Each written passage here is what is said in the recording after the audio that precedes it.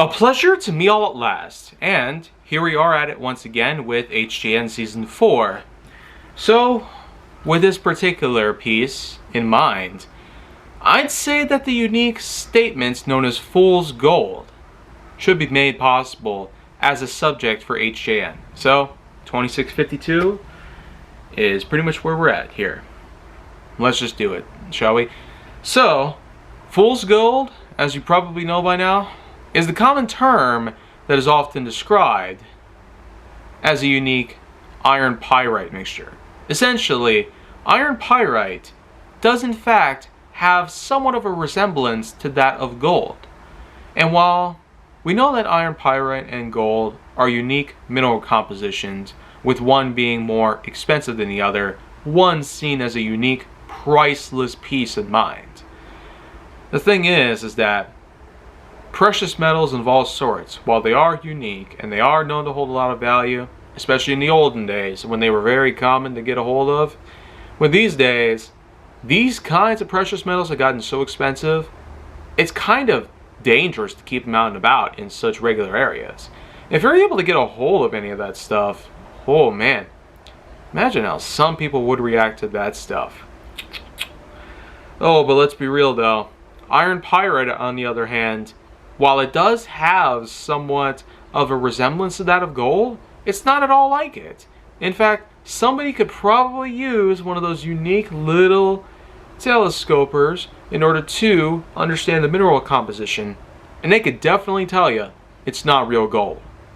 It is essentially the unique old term used in the olden days in which that some people had been fooled into thinking that iron pyrite was actual gold. Therefore, it was called Fool's Gold. And from then on out, iron pyrite and Fool's Gold practically merged together, sort of like how peanut butter and jelly did. Oh, that was a different topic that I talked about here on HJN. But to be real with you, while Fool's Gold was certainly a big thing in the olden days of how mining had been put together, and with some people trying to go spelunking or treasure hunting, the thing is that there's only so much that you could find today.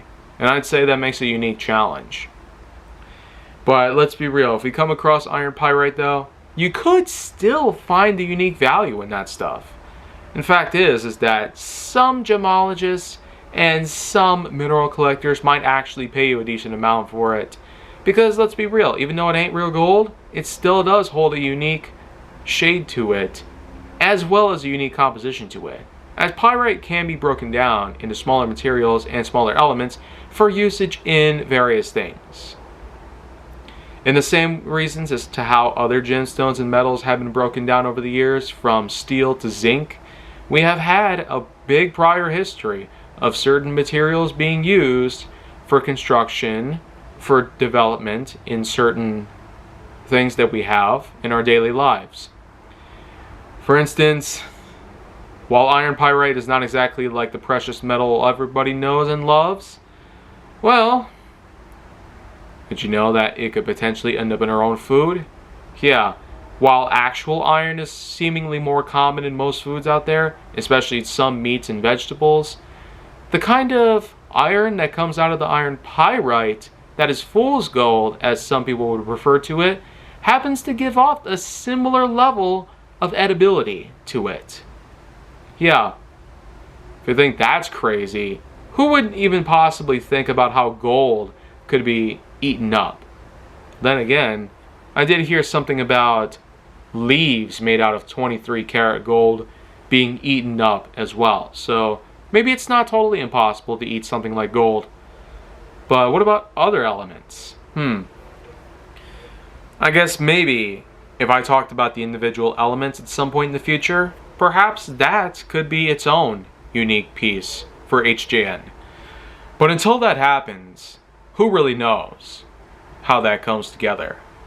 I feel like that covers this piece for iron pyrite, or a fool's gold, as the title will suggest. But I'd say that all worked pretty well in the end. I didn't figure I would last this long talking about that. In spite of how simple it is, I managed to carry it on for a good 5 minutes. So if you want to see more, go down to my channel, then make sure to like, subscribe, comment, Follow me wherever you can find me, and stay on the Hollywood side for more.